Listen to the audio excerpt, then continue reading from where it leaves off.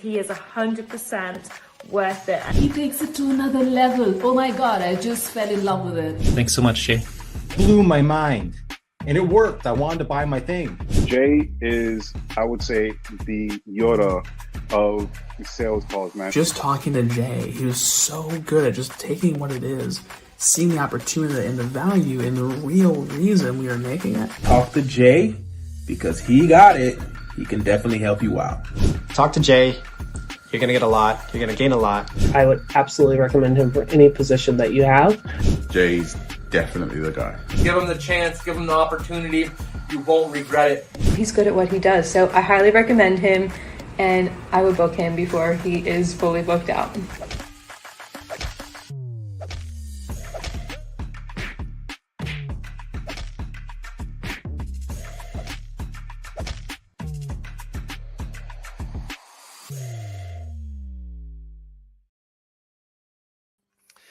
Welcome to the Sales Ninja Show podcast, where we cut through the noise, ditch outdated sales tactics, and show you how to close deals with confidence, strategy, and integrity. I'm Jay Lee, founder of Sales Ninja. As a former banker, former introvert, former pastor, and high-ticket seven-figure sales ninja, I now help grow and scale businesses like yours without the need for pushy tactics. And that's the heart of the reverse glass selling method, a kingdom-driven approach from the Bible, from 1 Peter chapter 3, verse 15, built on trust, service, and real connection. My mission is to help over 1 million people break the cycle of generational poverty so that you can sell more to give more. Today's guest has taken over 7,000 high-ticket sales calls, closed more than $9 million in cash, and maintains a jaw-dropping 60% close rate on cold traffic. He's a founder of closesales.com, a program that helps coaches master high-ticket sales so they can finally charge what they're worth and confidently close on the first call. He is redefining what it means to sell with conviction, confidence, and integrity. No pressure, no gimmicks, just pure skill and strategy. So get ready to learn the art of one-call closing with none other than Austin Medlin.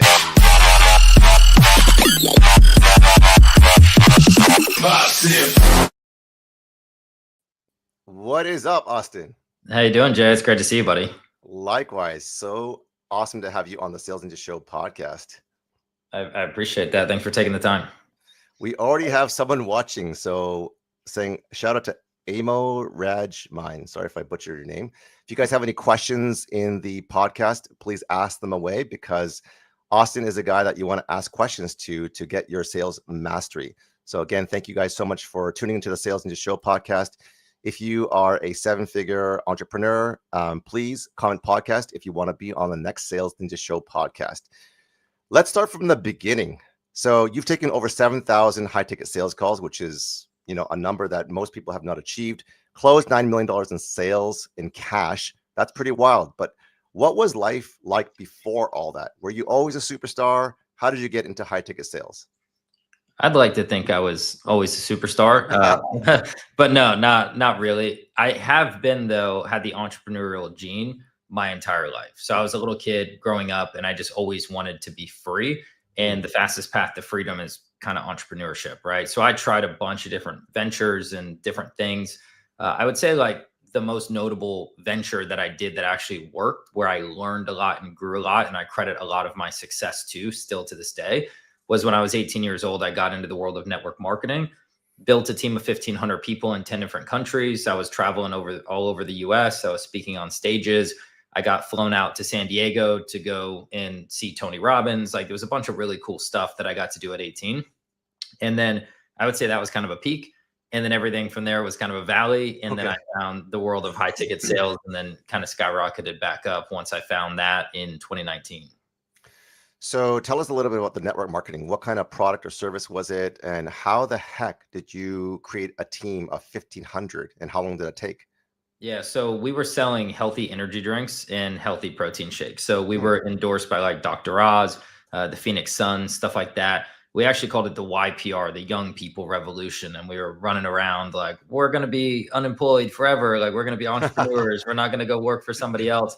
But the way network marketing works, it's just word of mouth marketing, right? So like I told a couple people that told a couple people that told a couple people, and then it just started branching out and growing. But there was a kid I went to high school with that I enrolled into the business. I called him and I was like, dude, we're going to get rich selling energy drinks. He's like, dude, I will drop out of college right now and sell energy drinks. And he literally did Dropped out of college like 2 weeks later. Dropped out, moved from Ohio back down to Florida, which is where, we met.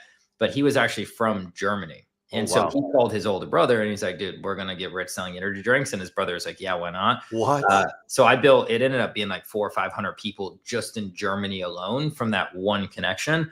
And I got paid for every single one of those enrollments because that's how network marketing works, right? So it's like, I told a couple of people and they told a couple of people, and then it just started branching out and spreading. But we were doing home events. We were doing big events. I was speaking on stages. And it's funny, all the people that did really well with that company are all highly successful 7 and 8 figure entrepreneurs today. A lot of us are still friends. A lot of us still communicate. We do events together. We see each other different places.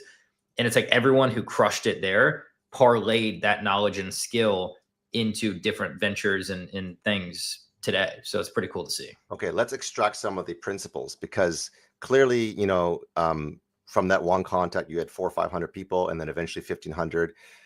That's a lot of energy drinks and protein drinks to be able to sell and get people to literally drop out of college and make their parents pretty upset. What are some of the learning lessons that you learned in network marketing? Because you said that most of the people that were successful in network marketing did really well in high ticket. Yeah. Well, I mean, something you'll appreciate, commission only. In the world of network marketing, you're not clocking in and clocking out. There's nobody telling you what to do and when to do it. It is 100% solely on you. You have to get up and do the work. You have to put on the events. You have to enroll the people. You have to help manage and duplicate your team so the knowledge is transferable. You're an entrepreneur. You're a business owner. You're a 1099 guy that's commission only. And if you want it, you have to go get it. So there was nobody telling me, hey, invite a bunch of people to a room and put together a presentation and speak in front of those people. I'll never forget, the first event I ever spoke at was in front of 4 people and they were sitting on a couch and I was nervous. I was shaking. I was like, oh my gosh. Like I had notes on my phone. Right. And then that turned into speaking in front of hundreds and hundreds of people at a time. And I mean, I have an event this weekend in Tampa. I'll speak in front of a couple hundred people. I fly to Dallas next weekend and I speak in front of a few hundred people there. So it's like, I'm still using that public speaking skill, that muscle that I built, I still use to this day. And so like the biggest one was commission only. If you want it, you got to go get it. So it's really this habit of discipline, right? We were staying up late working, and then we were getting up early on no sleep, drinking our, healthy energy drinks and like knocking out the gym and then grinding and working all day. Nobody had a gun to our head and said we had to do that. There was something in us that made us want to go do that. We wanted to be successful, and we learned that skill of discipline and self-motivation very early on. How does one, and I talk to a lot of business owners and students and clients that, know what they need to do. They know what they need to do, but they don't do the work. So that lack of discipline and the lack of having that habit in their life. You've talked about the opposite, which is when you're commissioned. And I actually talked to a bunch of people who said like, can I get like a draw? Can I get a retainer? Can I almost that security blanket of comfort? Yep. But the hunger of commission is a different breed. What and how do you create those habits of discipline? Because, for some people, it's like a foreign language or they don't even know how to do it. Yeah. The bigger the why, the easier the how. If you don't have a reason why you're going to get up and get after it, you never will. Like I pretty much operate Monday through Friday on about 5, if I'm lucky, 6 hours a night of sleep. Wow. And people ask me all the time, they're like, aren't you tired? It's like, yeah, of course I'm tired. Yeah. Like no one operates on 5 hours of sleep and just feels great all the time. Yes, I'm tired, but I have goals and I have dreams and I have people to help and I have bigger reasons. So the how is super simple because I have these big goals. A lot of people just don't have anything that they're working towards. A lot of people are just kind of just happy with the status quo, and that's okay, right? Like I'm not saying everyone has to be an entrepreneur and everyone has to make millions of dollars and change the world and leave a legacy, but I do. I'm going to do that. I am in the process of doing that. And I think when I was young, I was 18 and in the world of network marketing, I almost had this like delusional confidence where I saw the people at the top who are making $250,000 a year. I saw the ones making $250,000 per month. Wow. And I sat down and had conversations with them, and it just dawned on me. I'm like, these people are nothing special. Yeah. Like, they're not smarter. They're not better looking. They're not funnier. Like, there's nothing special about them. They put their socks on before their shoes every day, just like I do. And if this guy can go do it, or this girl can do it, I can do it too. And I think that's the difference between successful and unsuccessful people. Successful people, prior to their success, saw other people doing the thing, making the money, standing on the stage, and thought to themselves, well, I could do that too. If I just put my mind to it and I spend enough time working on my craft, I can have that and more. Where the unsuccessful person always stays unsuccessful because they look at that and they either say, I could never do that, or even worse, they make excuses for why they can do that, but they cannot. So they look at the person on the stage and say, well, they just got lucky because of X, Y, Z, or, oh, they're just born into a better family, or, oh, they have a better background. And they just make all these excuses that are simply not true, but you get to keep the beliefs that you're willing to fight for. So if you want to fight for the fact that your skin color or your height or your gender or your socioeconomic background is why you are unsuccessful, you get to keep those beliefs and you get to have that self-fulfilling prophecy, and you will never live a life that's truly extraordinary and impactful to the world because you're just making excuses to never do it. That's so good. There is a quote by Henry Ford, right? Whether you believe you can or whether you believe you can't, you're right. Yeah, we used to say that all the time. We used to say that and don't be average all the time. Don't be average. Nice. It was always just don't be average. Like someone's like, oh, dude, I'm kind of tired. I'm gonna call it a night. We're like, dude, don't be average. Come on. They were like bullying each other into success when we're, these kids running around in college, 18 years old. That's incredible. I think that's, just from an early age at 18, that kind of like, and even your friend being able to persuade your friend to quit out of college. That's quite some move. That's persuasion. Let me just acknowledge Amo, who is saying, big respect for this mission, Jay and Austin. If you ever need help with DM outreach or appointment setting to keep momentum going, happy to help behind the scenes. Thank you, Amo, for letting us know that. So let's talk about the very first high ticket deal you ever closed. What was that moment like? How much was it? And what did it teach you about selling? I would say the first high ticket, just general deal was not in the coaching space, right? Like right now, for the last 6 years, I've operated in the coaching space.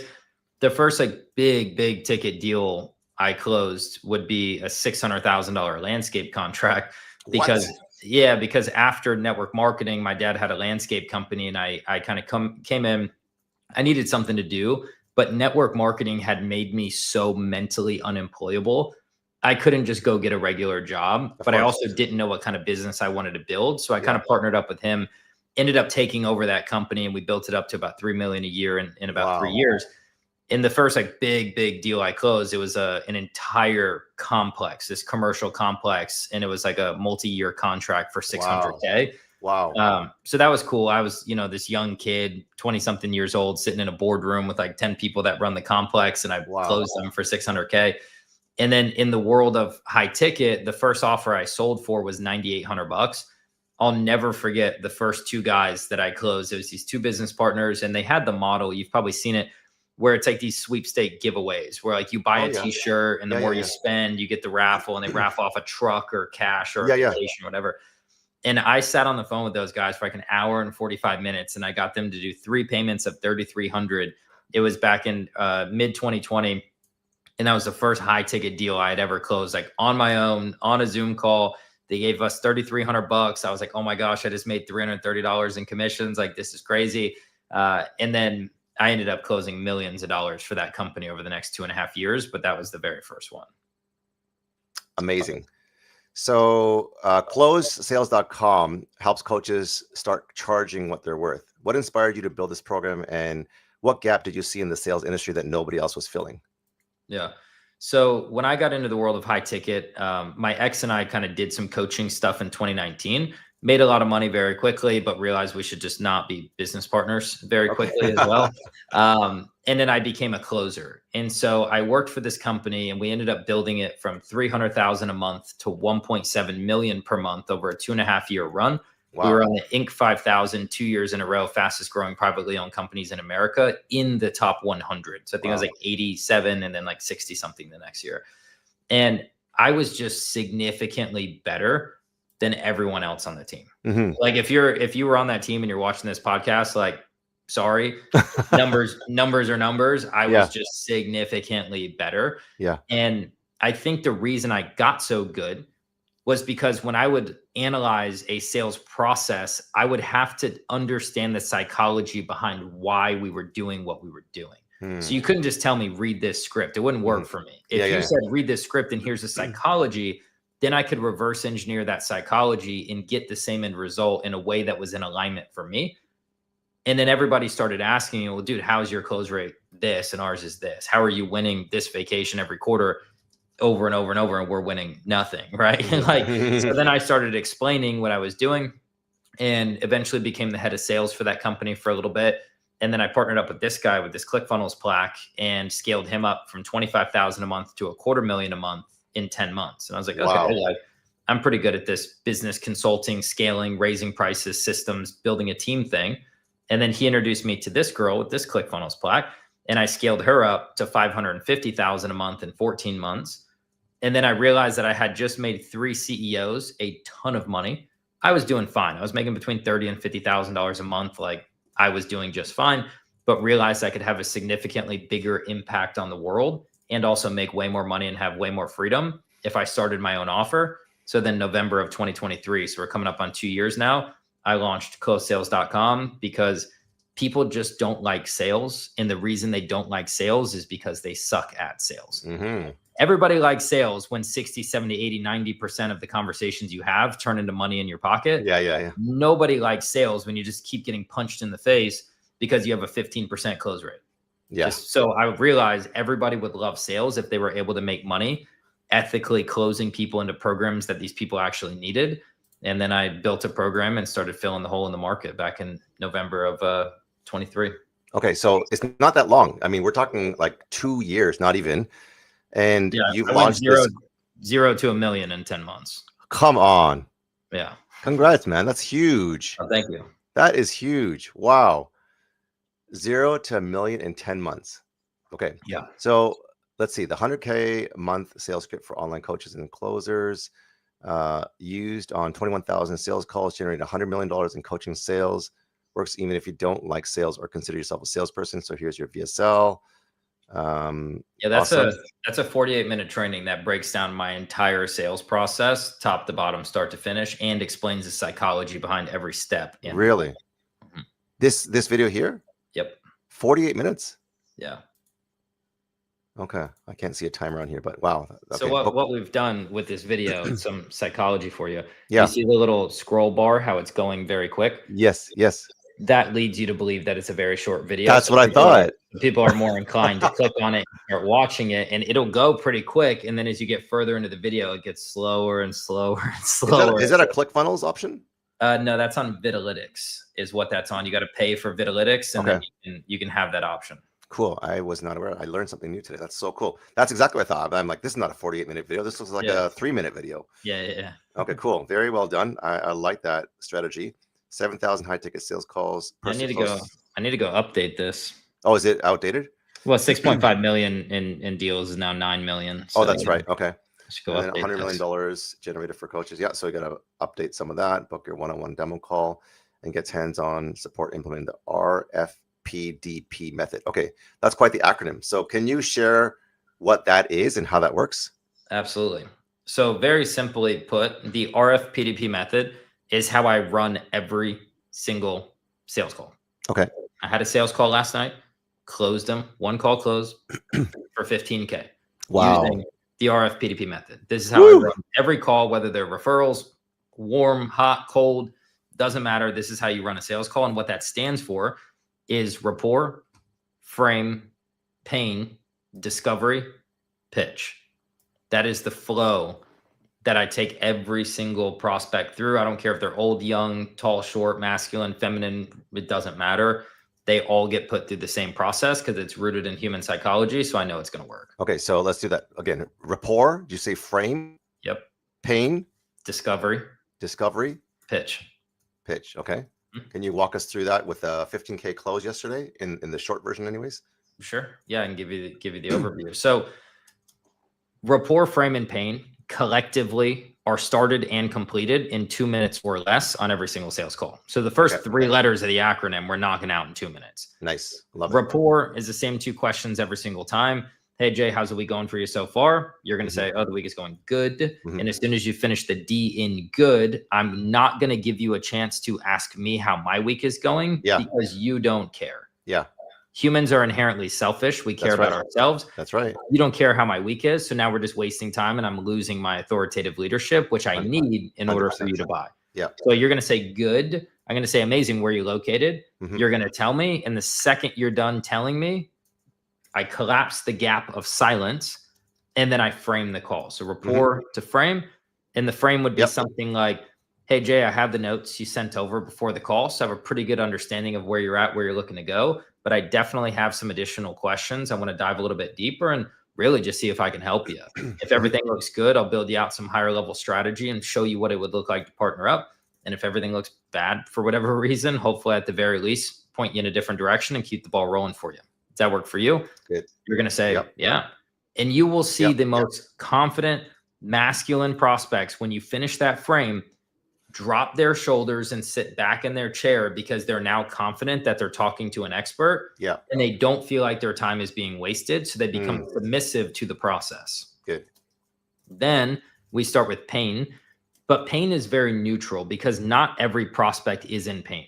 Okay. That is something I had to learn. A lot are, but not every single prospect is in pain. So I ask a very neutral pain question. Yeah, Jay, so like I said, I have the notes, but I would love to hear from you directly. What's got you on the call today, man? What can I do for you? Yeah, And I think you'll go pain. I'll do a role play. Like, yeah, lead gen has not been great. I haven't put the work in and I can't close anything that I don't have leads on. Sure. So now we're into discovery and there's 11 topics of discovery that we have to just ask questions and the prospect gives us answers. We don't recap. We don't relate. We don't make statements. It's just ping pong back and forth, question, answer, question, answer. And we do that for about 15 to 30 minutes, depending on how much the prospect talks. Yeah. What that is doing by gathering all of the information about what they've tried in the past, what their goals are, what their current situation looks like, financial situation, partner and spouse, like we're gathering all this intel. We can then prevent potential objections and we can customize our pitch at a higher level because we have way more context. Yeah. Good. Like how many times do you get to the end of the call and like, hey, this sounds great. I'm going to start this next quarter. Yeah. Yeah. Well, you didn't ask about timing of when they wanted to get started on a project like this. Any objection that you get, like I want to be very clear here. If you are in sales, I assume you are, if you're watching this, if you are in sales, any objection that you get, reverse engineer that into discovery questions so we can handle the objection proactively in discovery rather than reactively after we drop our price. Because when you handle objections reactively after price, you seem super salesy. When you handle objections proactively in discovery long before the price, you seem super helpful. Every objection you get can be turned into discovery questions so we can prevent them, or if they come up, we can weed through them proactively. That will skyrocket your close rate on its own. Discovery is the most important piece of any sales call, in my opinion. Well said. I love it. And then let's say we ping pong for 15, 30 minutes. I've given you, my intent, buyer signals, timing, it's urgent, and then take us to the pitch. And then the pitch is another acronym, PDP. So it's RF PDP method would be the full acronym. And that's going to stand for pillars, delivery, price drop.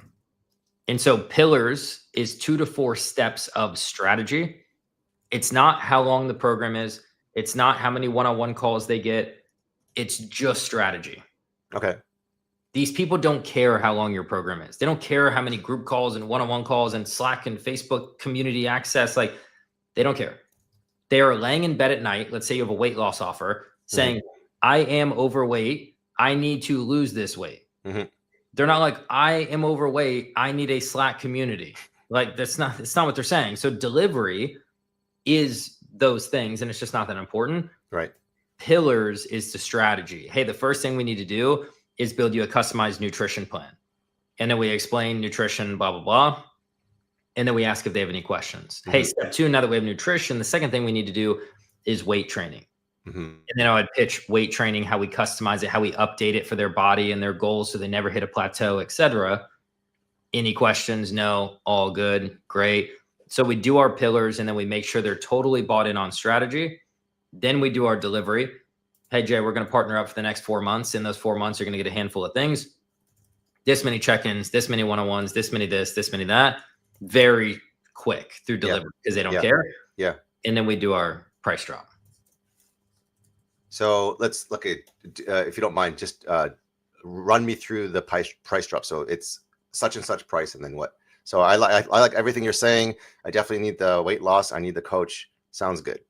Yeah. So essentially what it is would be time, goals, to pay. And what that means is time, goals, to pay would be, yeah, so Jay, to partner up for the next 4 months time to help you accomplish losing these 30 pounds and keeping it off for good goal, it's either 2 payments of $4K or a one-time investment of just $6,500. So what I'm doing there, to pay, I'm saying it's 2 payments of 4, which is 8.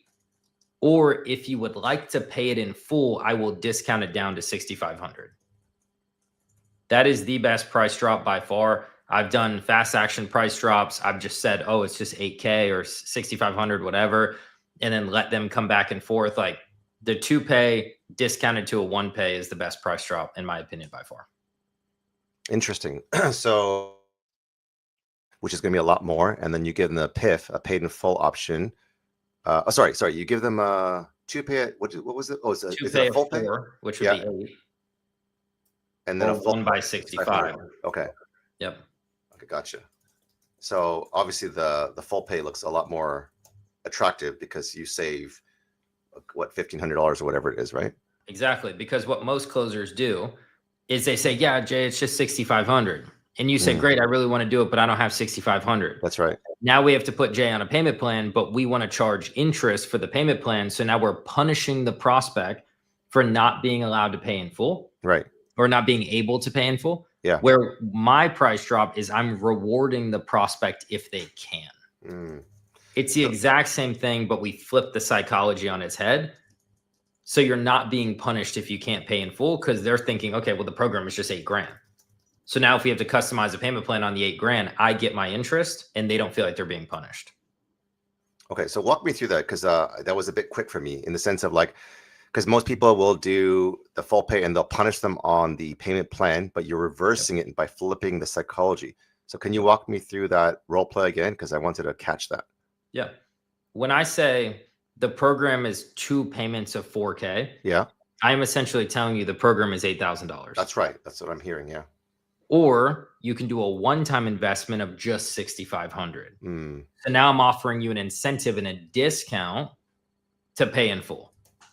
If you do it in the opposite and you say the program is 6,500 and then you add interest up to the 8K because they need a payment plan, now they're being punished. Okay. So you're actually offering the payment plan, which is punishing them on the interest first to pay at 4K, or it's just a one-time payment of $6,500, which is rewarding them for paying in full.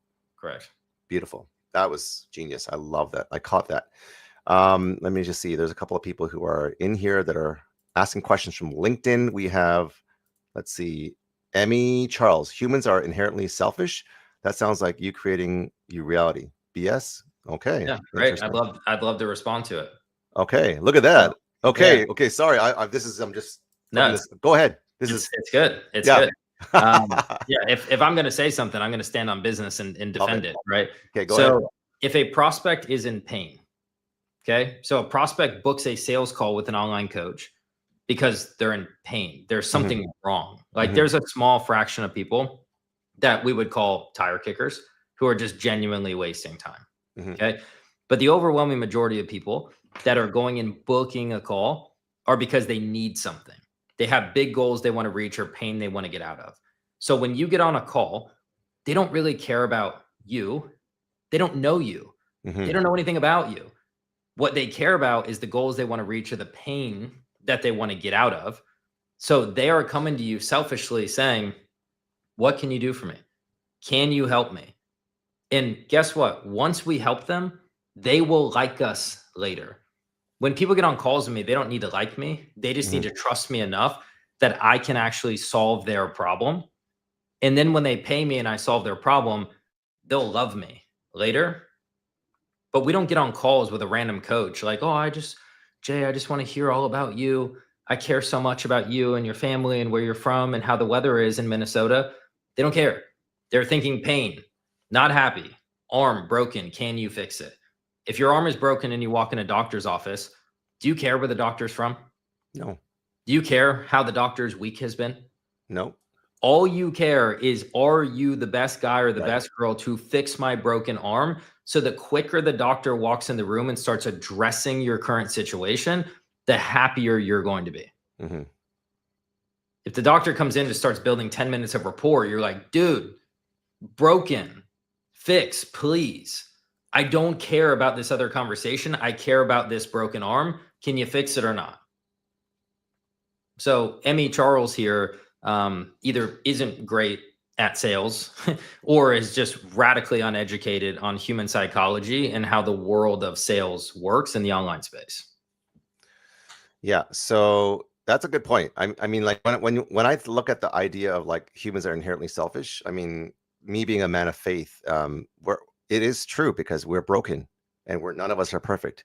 And, you know, we like to be selfless. We like to serve people. We love to, you know, put other people first. But many times, dark moments, dark seasons, dark days, dark minutes, we're not that because it's like every man for themselves, right? So if your house is on fire, you care about putting the fire out in your home, right? You selfishly want to put the fire out. And there's nothing wrong with that. Yeah. I'm not saying there's something wrong that when humans are struggling and they're in pain and they're not where they want to be, there's nothing wrong with being selfish. Mm-hmm. And a lot of people never get out of pain because they never reach out for help because they feel guilty doing so. But the people who are booking sales calls are saying enough is enough. I need to get some help. So they're here for a reason. So the sooner we can start talking about how we can help them, the better that conversation is going to go. Amazing. So it looks like you have some pretty amazing case studies and testimonials here, and there's so many that we don't have time to go through. What is one of your favorite stories in here of transformation and or monetization? I'd say right there, the second one up from the bottom left, where it says 10,000 to 65,000, Rachel. Rachel Freeman? Uh-huh. Uh-huh. Yeah, she did 330 last month. What? Okay, Yeah. tell us about that. And how are you helping her do that? Because that seems unbelievable for everyone who's watching live and the replay. Yeah. Which is So she's an amazing. online fitness coach. She helps peri and postmenopausal women lose weight. Okay. So it's a couple $1,000 program. And she came to me. She had her business for many, many, many years. It blew up during COVID. And then when COVID kind of died off, so did her business. And she was really hard stuck, 10, maybe on a good month, 30K per month. But the problem was she had so much burn rate from the team she had built when business was good that she was losing money. So even at 30 grand a month, she was losing money every single month. Wow, really?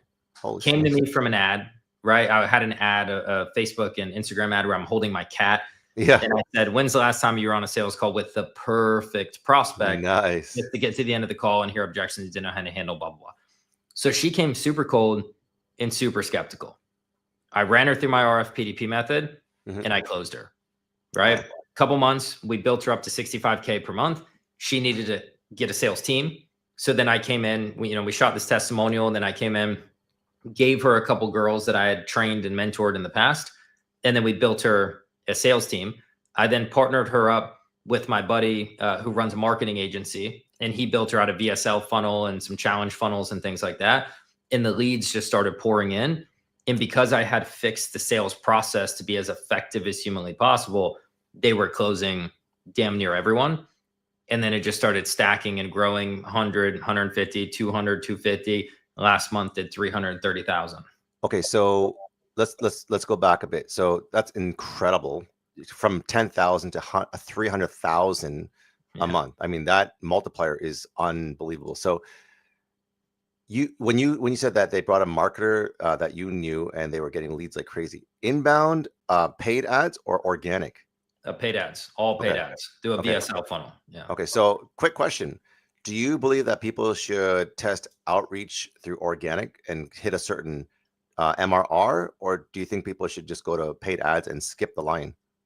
I mean, I think people should go wherever the heck they can get leads. You could be the best in the world at sales, but if you have no leads, you make $0.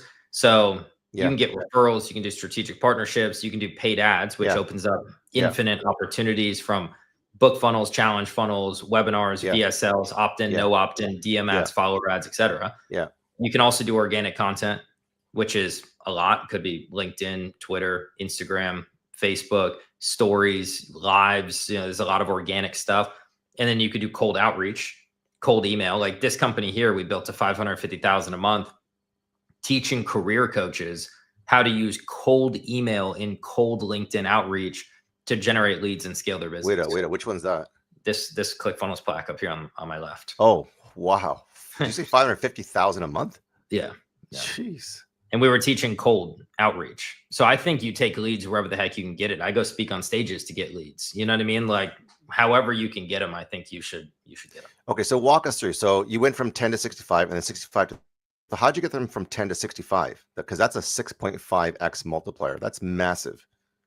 Yeah, I mean, it was easy, right? She already had leads. She just wasn't converting them on sales calls. She had this really crazy 2-call close system where on the very first call, she would essentially tell them to go track their food for a week.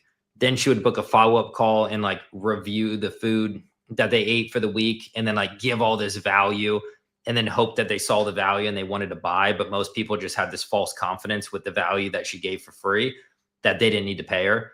So then I came in and I fixed that. I was like, hey, we're going to do a 1-call close process. We're not going to do this whole 7 days of eating meal plan value stack thing. And then that's all we fixed. Raised her confidence, raised the price up a little bit. And then the close rate was fixed. Now she was just capitalizing on the leads that she already had coming in. So is your solution like coaching? Is it AI? Is it lead generation? Is it sales scripting? Is it all the above? Or maybe I'm missing, or maybe I said too much. Yeah, I don't do anything with marketing. Okay. I'm more than happy to admit that I'm not the best marketer in the world. I don't have like that creative brain of like copywriting and things like that. So I don't work with people who have 0 leads. Okay. Like if somebody were to come to me and they're a coach and they have 0 leads, like I'm good for them, just not today. Yeah. Like they need to get their leads kind of cracked and figured out, and then I can come in and support them later on. And so, yeah, scripting. The only AI that I use in my business with my clients is we've created an AI call review bot. So you can take the transcript of your call, you can drop it into this evaluator, and then it will tell you my RFPDP method and break it all out and score you on each section. So you know like what you missed and what you did good on. So it kind of highlights the areas for improvement. Does it do that from transcript or audio or both? Transcript, just written. Yeah, the written, which Zoom will save. But yeah, we script it out. We help them raise their prices. We explain the psychology. We build their confidence in themselves, because a lot of people don't realize how good they are. Like if I ask a weight loss coach and say, what's your offer? And they say, I help women lose weight. I just don't think that's true. I think if you're helping women lose weight, you're helping them build their confidence. You're helping them extend their life. You're helping their marriage become stronger. You're helping them become a better employee because now they're more confident to speak up in meetings so they can get promotions. So a lot of coaches just don't realize how incredible they actually are in the impact that they're actually having on their clients. And when I explain that to them, their confidence goes to the roof, which then allows them to run sales calls at a higher clip and also handle objections a heck of a lot better. So these client results are astounding, like the 50K, the 35 to 250K, a 10% to 40% close rate. how do you help so many people on so many different levels in terms of your time, your bandwidth, and is it like a one-on-one coaching call? Is it a one-to-many group coaching? What's the format look like? Yeah, so I have a hybrid model, and before I launched my offer, I pulled a pink sticky note out of my desk and I mapped out the deliverables and the pricing of the offer. And the question I asked myself was, how do I do $250,000 per month in cash while only working 4 days a week with a very small team in very high profit margins? And in 5 minutes, I mapped out what that was going to look like on a pink sticky note. And that's what I've executed. So right now I hover anywhere from like 150 to 200,000 a month in cash. Wow. And I work 4 days a week. I have one full-time employee, which is my older brother. I retired him out of corporate America after 8 years. Really? He works with me full-time, and I run at like 60 to 75% profit margins depending on the month. That's insane. But it's a hybrid model, right? So there's modules that people watch. There's 2 group calls per week that I host. We have a Slack community to share wins and ask questions. And then they get an allotted amount of one-on-one calls to use throughout the 12 weeks that I work with them. Oh, so it's a 12-week program? Yep. 4, 8, 12. So it's 3 months. Yep. So what happens after that? One of 2 things. Either I say goodbye. I send them on their way to go be successful without me, which is great. I didn't build a model where people have to keep coming back and keep paying me. And then what a lot of people end up doing is I have a very inexpensive continuation offer where they can stay in the Slack community and they can stay on the group calls. So they stay plugged in with all these people they built a connection and relationship with. And it just keeps them sharp and helps them keep scaling. So a lot of people will opt for that continuation just to stay plugged into the community. Amazing, amazing, amazing. Okay. I think we're running out of time and there's so many more questions I have. So I'd love to have you for a part 2 if you're open to it. But if you can explain your free lead magnet, which is install my intuitive sales system. What does that look like? What do people get in that? Yeah, I mean, that's that 48-minute video. It breaks down my entire sales script and sales process and explains every step of the process. Like I've had people watch that video. They build an entire script off of that video and then go have record-breaking months. And I've never coached them one-on-one. They just simply watch the video and I'll get a random YouTube comment or Instagram DM and be like, dude, I found you on YouTube or I found you on Instagram and I watched this video and here's my script. What do you think? I'm like, dude, I'm not looking over your 12-page script for free. But I'm like, what do you think? And they're like, well, dude, I just did 40K this month and closed these deals and doubled my close rate and blah, blah, blah. So it's pretty much everything that I teach in my program just packaged up into one 48-minute video that breaks down the RFPDP method top to bottom and shows you how to customize it for your offer. Amazing. Now, you don't need to give us the nitty gritties, but just curious for people who, because we're talking about the future, and I'm going to do a lightning round in just a second, future of sales and AI. Like when you're creating like a SaaS or like a bot or some sort of sales coach, what does a software stack look like? Because there's a lot of different things out there. Are you using stuff that's like complex and expensive and getting developers, or are you using something like Google Gemini or ChatGPT, or how are you creating stuff? Yeah, I mean, the only AI that I have is the call review thing. Yeah. And if I'm being honest, I didn't even create that. One of my clients did. One of my clients took all of my library of knowledge and then all of these calls and spent all this time to build it. That's just on ChatGPT for free. Nice. And so I don't have everything I do in my life and my business is super simple. You can't do 150, 200 grand a month at 60 to 75% profit margins working 4 days a week if it's complex. It just doesn't work. So my business is very simple. The tech stack is very simple. It's a very simple CRM, which is close.io. That's what I use. That's what I like. I love close.io. I use Google Calendar and Calendly, like ClickFunnels and Kajabi. Like it's just all very simple out of the box softwares that anybody can go buy for a few $100 a month. Nice. Okay, so you're still using Kajabi. You haven't switched over to Go High Level? No, I'm not a Go High Level fan. I'm kind of a hater, to be honest. I think it's just too complex and too robust. It just does too many things that I don't need. I think that High Level is great if you're going to white label CRMs and things like that so you can make money from it. Yeah. I'm not white labeling anything, so I just host my modules in Kajabi. I have their little $1 million pin when you do $1 million from using them. But yeah, I don't use High Level at all. Okay, awesome. So here we are back to the lightning round. This is the last 60 seconds of fun, real, relatable questions to get to know Austin Medlin a little bit better. So the first question, lightning round for you, Austin, is what is the first word that comes to your mind when you think of rejection? Water on a duck's back. Okay. Rolls right off. Irrelevant. Don't care. Part of life. Keep it moving. Nice. What is your pre-call hype song, if you have one? I don't do anything pre-call. I've done it for so long. I'm just so neutral. I just walk into the call. I had a client ask me that last week, by the way. They're a closer. They're like, what do you do before a call? And I'm like, turn on Zoom and hit go. Because I don't want to be hype. Yeah. Right. I don't want my energy to be up. I want my energy to be extraordinarily neutral. So listening to a hype song, getting all excited, then I come onto the call with excited energy, which is actually doing me and my prospect a disservice. So I want to be very calm. I want to be very neutral. Maybe I'll go for a walk outside, get some sunlight, but I'm coming in with very neutral energy. Nice. So I know you work out a lot. Your fitness is really important to you. Do you believe that fitness plays a role in your performance? And if so, how? And what does your fitness regimen look like? Yeah, it 100% does. If you're taking care of you internally, it's easier to take care of people externally. Easier to take care of the business, clients, friends, family, community. It's easier to be of service to others when you're of service to yourself. That's why when you're on an airplane and they say, hey, if the oxygen mask drops down, put yours on first, because you can't help people if you're dead. So you have to serve yourself. So I got up 5 o'clock this morning. I'm in the gym by 6, knock out a great workout. Now I'm focused and locked in for the rest of the day. I wouldn't say I have like a regiment or something like that. I kind of just walk in and whatever muscle group is next, I kind of just hit it and hit it as hard as I can. Nice. What has been the game changer for me, though, was hiring a personal assistant / chef that comes to my house twice a week and preps up my meals for the next few days before he comes back again.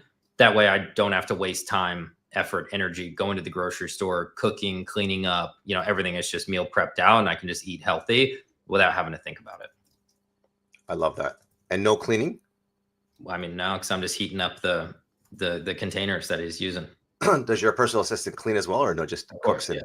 Yeah. Oh, laundry, dishes, cat litter box. Like the whole house is clean. Drops me off at the airport. Like does everything that I need in my personal. Sounds like Dan Martell's personal housekeeper or manager, or whatever. Same thing. Yeah. Okay.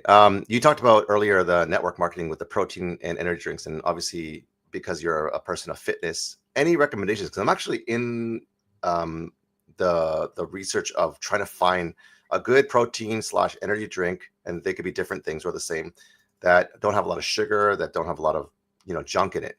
Any recommendations? White Monster.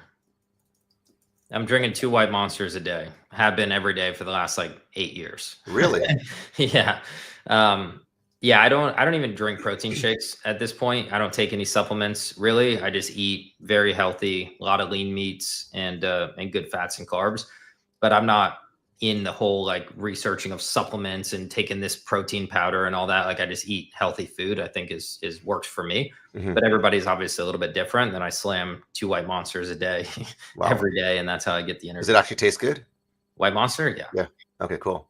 Flavor recommendation? Just the white one. Okay. Now, you talked about eating good fats. This can be a polarizing comment. Even my health coach was saying there is good fats. Can you comment on that just briefly? Yeah, there's certain types of olive oils and avocados and certain things like that. Now, again, I am not a fitness expert, so maybe a fitness coach is watching this and says I'm an idiot. I don't know. I'm good at sales, not good at the fitness thing. I kind of just eat intuitively what I think this is going to serve my body well in this moment. And I'll eat that. Yesterday, I went last night and got a huge burger and sweet potato fries. Now that's not healthy, right? That's not healthy fats. That's not great. Yeah. And then I went to the gym this morning and was shredded and felt great. But it's I'm just intuitively going with what I think my body needs. Awesome. Now, what is something that people don't know about you, whether it's a secret passion or a hobby that maybe you do in your own time, but many people don't know in public? Yeah, I collect coins. Okay, change. Nice. But not special change, just quarters and dimes and nickels and pennies. I've had the same coin jar since the 8th grade. Wow. And there's tens of thousands of dollars in there. Wow. And it's to the point where if I go to a gas station and let's say it's $3.97, I'll use a debit card because I'm only going to get 3 cents back. But if it's $3.07 and I'm going to get 93 cents back, then I'll use cash to get the 93 cents just to come home and put it in my you want the coins? I want the coins. I don't know why. I just like building things, right? Building a business, building my body, building relationships. I don't know why. I just like building this change jar that I've been building since the 8th grade. So it's in this giant, like 4-foot vase in my house. It's like, it's so heavy. It's like ridiculous. It's I don't know why. If you could jump on a sales call, last question, with any person dead or alive, who would it be and what would you try to sell them? It would probably be somebody who's extraordinarily masculine and difficult to sell, just so I can sell them and prove that I'm the best. Okay. I don't know who that would be, but it would have to be a difficult close. It would have to be someone who needs what I have, but they're pretty egotistical, very masculine, and difficult to close, just so I can close them and show that I'm the best. Why would you need to have someone to prove or show them that you're the best? Well, I don't. I mean, I already know I'm the best. I don't need to do it, but it is fun, right? Like when you close like a lay down close that was like gonna buy no matter what you said. Yeah. Great. We made our commission or we made our sale, whatever. I think it's a lot of fun. Like Rachel, who I gave you an example earlier, she wasn't the easiest close. She had been burned by a sales coach in the past. She was very skeptical. Like I had to hang in the buying pocket. Like I had to use objection handling skill and ability and confidence. Like there was a lot that went into closing that deal. Like so much so she was like, I want a guarantee. I was like, well, I don't have one. She's like, well, I'm not buying without one. And I was like, what do you want? She's like, I want a guarantee that I will at least make $30,000 in your program. And I said, well, that's too easy. I'm not going to waste my time putting that on paper because it's obviously going to happen. I said, how about I guarantee you that when you finish the program, if you don't feel in your heart of hearts, not on metrics, just in your heart, if you don't feel like this program was worth at least $100,000, I'm not allowed to ask any questions. You send me an email, I'll refund every penny. She's like, you wouldn't put that in writing. I was like, yeah, I'll put it in writing right now. And I literally still have the contract with that in writing.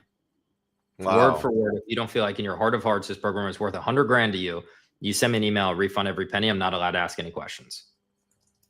So it was fun, right? It's more fun for me. I need a challenge. You don't want to go to the gym every day and just do the same workout and the same reps. Like you want to hit PRs. You want to push yourself. You want to up the weight. So to me, it's more fun closing difficult prospects. It gives me enjoyment and entertainment. And even if she gets a refund, you still get to collect coins. I mean, she's making $330,000 a month. You know what I mean? Like, you think she's going to be upset that, and want a refund? I doubt it. Amazing. Well, that brings us to the end. If you guys want to learn more, install Austin's intuitive sales system at closesales.com. And if you want to connect with Austin to find out more about his close sales solutions, you can connect with him at Instagram and on Facebook. And feel free to reach out to him if you have any questions about growing and scaling your business. So any last words for the person who is knowing what they need to do, they're not doing it, lacking the discipline and looking for the habits? What would you say to the person that's kind of like hanging on a thread? Yeah, before I address that person who really needs my intuitive sales system, that would be Emmy. Emmy needs to learn a little bit more about sales. He needs it. So hopefully that video makes its way into his hands so he can get a little better at sales. But I mean, dude, look, the person is so good. It's so good. Hey, look at this. Yeah, it's so good. I love it. And that's like when you said like rejection, I would say hate, rejection. It's all the same thing to me. It's water off a duck's back. Like I'm so unbothered and unfazed because no matter what you do in your life, somebody will hate you for it. Right? Mr. Beast goes out and builds wells in Africa, and there's a whole community of people who are pissed off because it's not his right to help people. It's like, wow, that makes sense, right? So it's like, I'm going to do everything that I want to do as long as I'm in service to other people. And it's like, and no matter what I do, someone will hate me. So I'm just going to live my life. That's why I have a ridiculous mustache and drive a supercar. Like, I don't care. I do what makes me happy. Right. But dude, somebody who's right there on the edge, who's just like, I know what to do, but they're just not doing it. There's got to be a reason to do it because everybody has an internal thermostat with their fitness, with their relationships, with their health, with their money, with their business. And what happens is we set internally this thermostat and then we kind of just hit it every month, maybe a little up, maybe a little down, but it's kind of right there. And until you raise that thermostat and realize you're capable of more and you're sick and tired of settling for less, you're always going to be stuck in that kind of homeostatic middle ground. Yeah. you got to blow the lid off that thermostat. Yeah. The easiest way to do that would be to get around other people that are doing incredible things. Because the more time you spend with them, the more you'll realize that they're just a human like you. And if they can do it, you can do it too. So that community and having those relationships is everything. You've got to be surrounded by the right people. You don't want to be the smartest. You don't want to be the richest person in the room. You actually want to be the dumbest and the poorest. Yes, yes. That way you can learn all the things from the other people, implement them into your life, and then start to see those same results.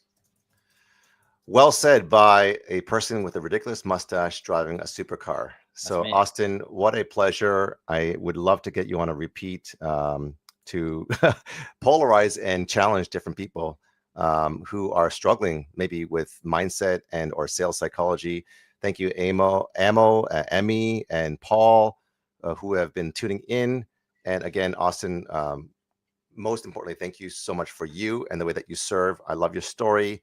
I love, the whole ups and downs. And I love that, it's like water off a duck's back. Like you're unbothered, you're unfazed. It's like not many people have that thermostat where you can control your controllables. And so that is pretty impressive. So again, once again, thank you so much for being on the Sales Ninja Show podcast, where we're here to help you with the why, which is helping 1 million plus people break the cycle of generational poverty so you can sell more to give more. Thanks so much, Austin. Thanks Talk for soon. having me.